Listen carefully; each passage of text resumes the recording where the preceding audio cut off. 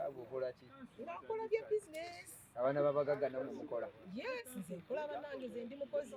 Angela omanyi kola mulungi. Court cases, business deals, meetings, nanoonya sente nange. Ku ground nga hustling also. Court cases nago mulimu. Kuba kyemmanyi wasuuwinga busuuwinzi bantu nabo ne bakusuuwinga. Kati nago gubeera mulimu. Yeah, because olina okunoonya sente ez'okusasula aba lawyers. Our lawyers are very expensive. Kitegeera. So, you know very well court cases is about the lawyers. What oyagala kusasula n'osasula little money, you get little results. So it's hard work actually. Court cases is very, very hard work. Angela, business zammwe zonna nga gwe Angela okolamu mulungi. Court cases. You know what, how many times you have to tell me? Just running my father's businesses, the island, the hotel diplomat, the other properties, Tuzimba, we are investing. You know, like now in the village, my mom is, finishing up one of our mansions. So it's a lot of work. Bino byonna mubikola. Mugoba ki kirooto kyammwe kiri ki? What is your dream? The dream is, first of all, to webaza Katonda that my dad, His Excellency Professor Boni Katatumba, gave us so much, and my mom. So, your parents, when they give you things, you have to maintain them and make them better. The hotels has to be better. Islands has to be better. The properties have to be better. Because that's work. See, just kuzifuna, then you relax. So, Zene brothers, we have to work to make these things better. Yeah. Angela, twalabye walese brand new ride. Ride yeno. Ani yagikuwadde musajja ki? Munange si musajja. Nze it's me. My hustle. Yeah. It's myself. I bought my car. How much? Munange, do we talk about prices? Yes. But I can give you a clue. 2022, baby. So go and Google. But if prices, we don't talk about prices. We know that is a Land Cruiser 2022. So you don't know the charges? Of course I know the prices, but I'm not going to advertise it to the world. Is it a brand new or second hand? In Uganda, brand new. It was imported, brand new for me. I have money.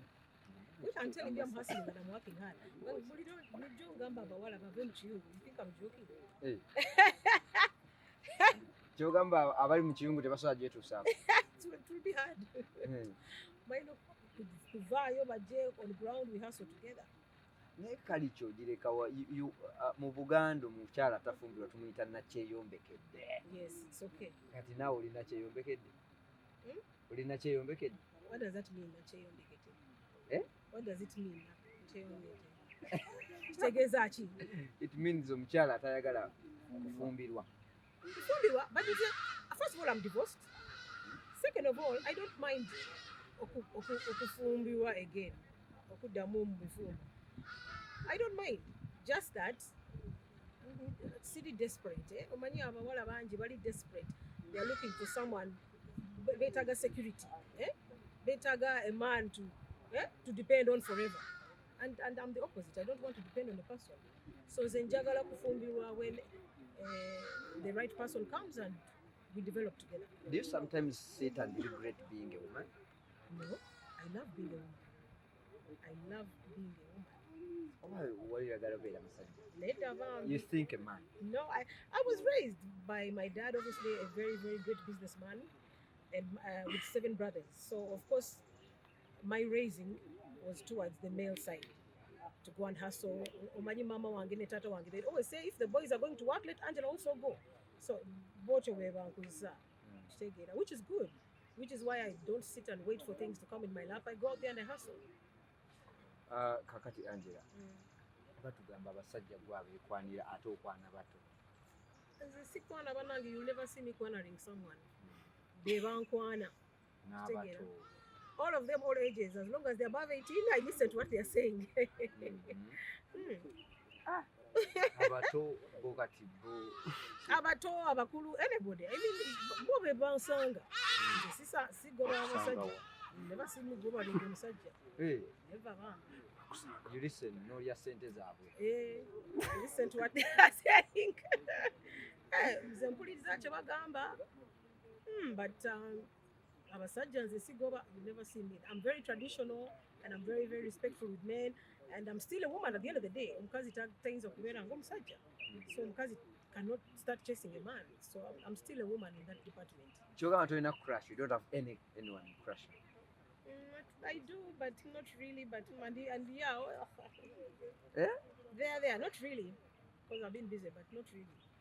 But we will crushing up omwagala, butufu omwagala. If waliwo omusajja gye njagala, n'antula wansi, okitegeera, sijja mugoba.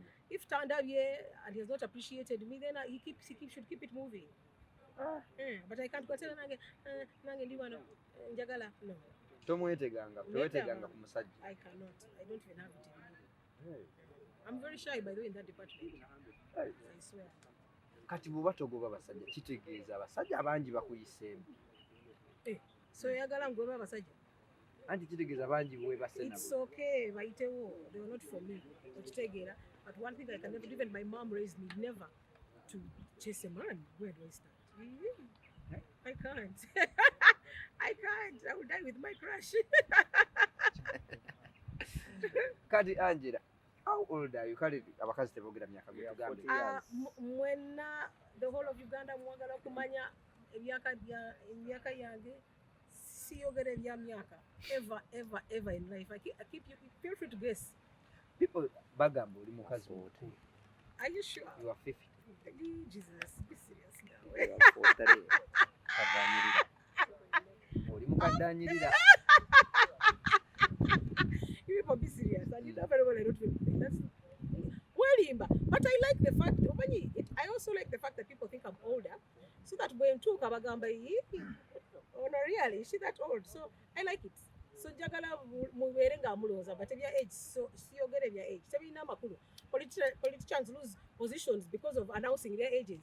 Okitegeera, businessmen lose business deals. It's people, footballers lose $1 million contracts because of announcing their age. So their age is not important. Emyaka mu Uganda twagijjawo age limit yavaawo. Kati gwe feel free to say your age. Nedda bambi movie. Just know I'm a very beautiful chick. Mukadanyirira. You're a very beautiful girl. Girl. Angela. Very beautiful lady. Angela, oyagala ozaalayo omwana. When the time comes, it's a silly pressure yamwe bandaga 60. Because these guys. No, you'll not know my age until I tell you. Kati olizaalayo ddi omwana? When I want, the good thing these days options are there. Freezing eggs when the time comes. Yeah, I have very many options. So I don't have to be on pressure. And simanyi lwaki mweteka ku pressure eyo. Then you start breaking up, then you start hiding, then you start pretending in your relationships.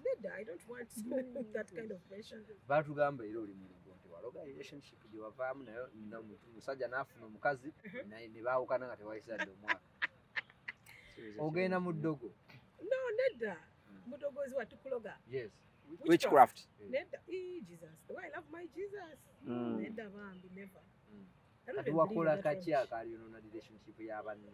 Just to manyi abantu bamanyi my wife. Okitegeera. So of course you can't be with someone like Angella Katatumba and things don't work and you're not toyinza kutereera. Okitegeera. You can't be with me and then leave me and you think you can settle. Hey. No, I mean. Oh, manyo.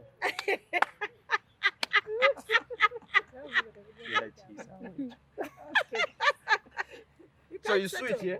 You can't settle, my friend. You are sweet. When you go on Angella Katatumba, it's very, very difficult to do. That's why very many of my exes want me back. And my exes, all of them want me back. Because you're but sweet. sit down, Mabega. Because you're sweet. Because of very many reasons. What do you have inside there? You have God in you. You have God in you.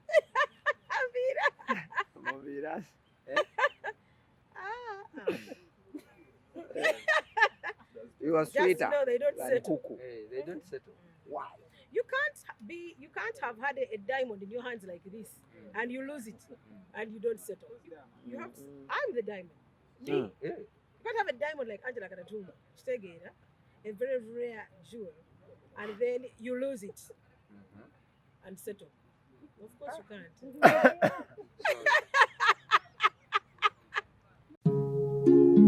Oyagala omukolo gw'ogwenjawulo gubeere n'ebijjukizo mu nnyumba yo kankwanjulire Backing Montage Photo Studio ffe bakafulu mu kkuba ebifaananyi n'okukola video olina wedding birthday party kukyala nika baby shower photoshoot oba music shoot na buli kimu kyonna ky'oyagala ffe tusobola okuwa ebijjukizo ebirungi eri ebirooto byo ate nno mwana wattu kusintiiza omuntu wa bulijjo tusangibwa Nankulabe ku bitaala ku Prime Tower Level 3 Room D04 okumanya ebisingawo tukubire ku namba zino noti 7 noti 2 emu noti 4 emu 25 oba noti 755 7 7 oba noti 777 noti 23 4 noti 5 King Montage Photo Studio ffe tusobola okuwa ebijjukizo ebirungi ate nno mwana wattu kusintiiza omuntu wa bulijjo.